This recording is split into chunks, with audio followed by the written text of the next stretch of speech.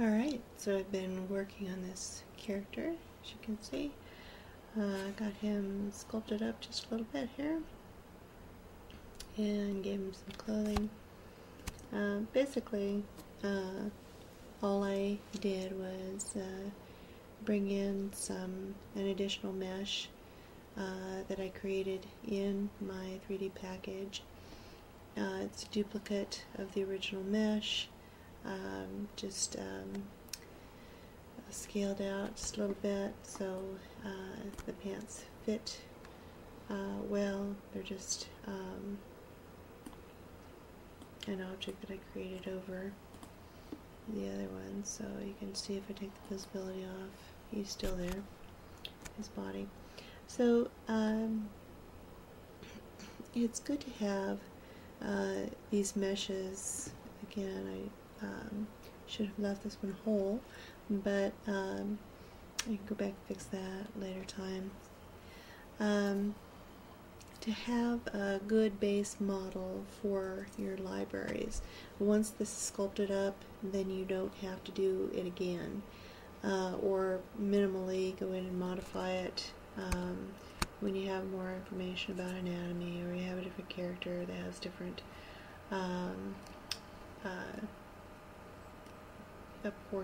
anatomy, taller, shorter, wider, has more fat on his body. You can do all of that to one model to change it, and of course you can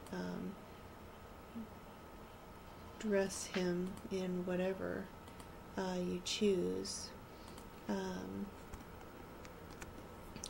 This character could become a warrior. He could become a fantasy type character. He could become a superhero, depending on what he's wearing. So, but the figure is the same.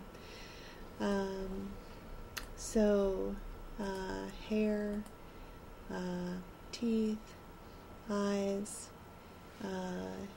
his coloration can all change. At least you have the base model to work from, and that's a good 6 hours of sculpting and painting here. So it's 6 hours saved for future use, and your producer will love that. So going through very basically, we're going to talk about exporting all of this now. The first things that we want to do is make sure that you have all of your tools. One by one you select on those, and then you save those as ZTools. Absolutely essential for saving your work from ZBrush. Don't expect your OBJ files to save all of this work. It just doesn't happen. And it doesn't seem possible, but it doesn't appear to save the depth of the geometry as well. So I like to save those ZTools. They're not completely useless. You can come in here and do a lot with them, modify them. It's a great library piece, so I don't need to go on about that. So each one of these you will want to save in the different LODs that you've created. My highest LOD here on the face is 4. So I've tried to keep it very low because I like to take these meshes back into the 3D program when I can to do my application of normal maps in there. They just seem to come out a lot deeper and richer than exporting them from ZBrush. So the first thing I like to do is go through and save all of my high resolution meshes. So make sure that you're on your highest LOD when you do that. Then go through and take each one down to the lowest resolution and export those as OBJ files as well. Your export features right here, you export, select OBJ, and name them appropriately, each one of them. So I do that with the eyes and teeth and everything. Also, if you see that your low resolution mesh is extremely low and you think that you might be able to get away with more resolution in your game model, then go ahead and export your subdivision 2 as well. Especially if you're doing morph targeting in games or facial rigging of any kind, you could probably get away with a facial model, which is a different character loading, but depending on your game, some games have close-up shots of the characters and want as much definition in the face as possible, so that they go to another model and rig the face much more intensely, so that you can get a lot more definition. Because even with normal maps, you still have fidelity loss there in comparison to, of course, your high resolution mesh. Alright, so that said, we're going to go ahead and export some of this.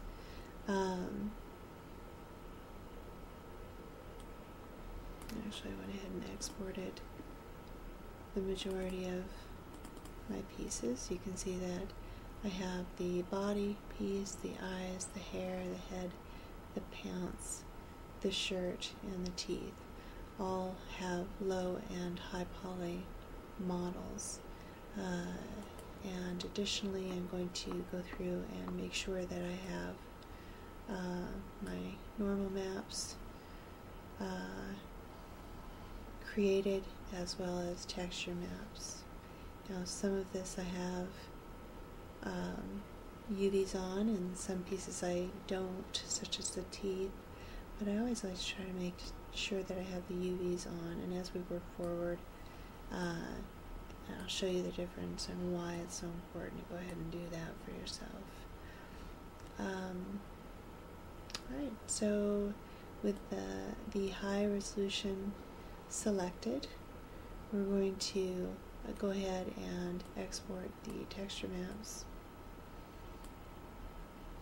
Right down here to texture map, you can see that I have tested this, and I'm just going to, since I have paint on this character, I'm going to select new from poly paint, and it gives me texture, which I can see already. I have my UVs messed up, so I'm going to have to go back and correct that. But once I do, I can easily correct this map in Photoshop as well. I'm going to end up using it. And really, I just painted this so that I could get a start on my paint job. And this is not a finished paint job. So once I have that, then I'm going to my lowest LOD in order to create my normal map. And with tangent and smooth on, I create that normal map. And again, it's just 1/2 of it. I'm sure I did not flip those UVs and position them correctly. So once I have that, I clone up and go ahead and export that. Now, if you're working in Maya, you'll need to come down here and flip that before you export it. So go ahead and export that. Here as well, in the texture, you have to clone that over. You can see it appear here, appear in texture. You'll see that, and go ahead and export that as your color map. And again, naming conventions is really important to make sure that everything is organized well and you don't have to redo your work or try to find it. Alright, so UV mapping, if you don't have UV maps for your character, then or parts of your pieces, then you can go ahead and use this. What you would do is just simply select the resolution. I recommend the highest resolution possible. You can always reduce that. So I would choose something like 2048 for a facial map, or even higher if you have that capability.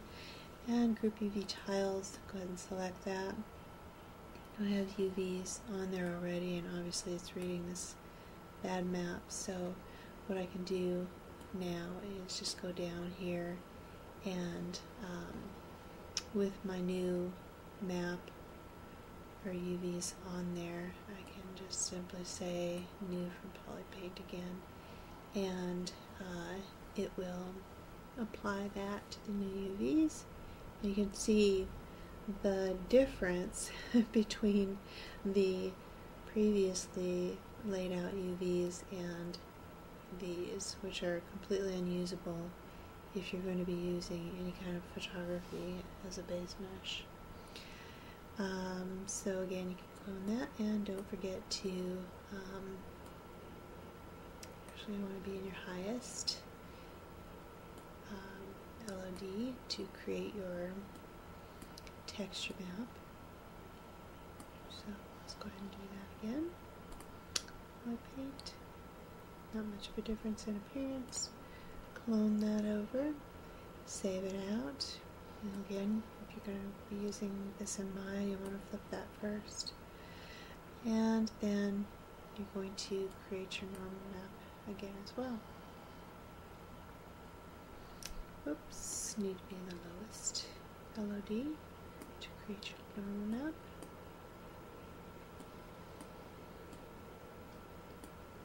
Create that. Alright, you can see that looks a lot like your texture map. So we can clone that up and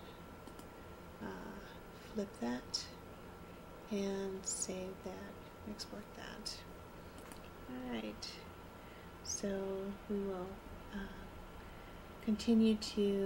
I'll continue to export those as well for each one of these objects, and then we will go back into Maya to put it all together onto a low poly mesh.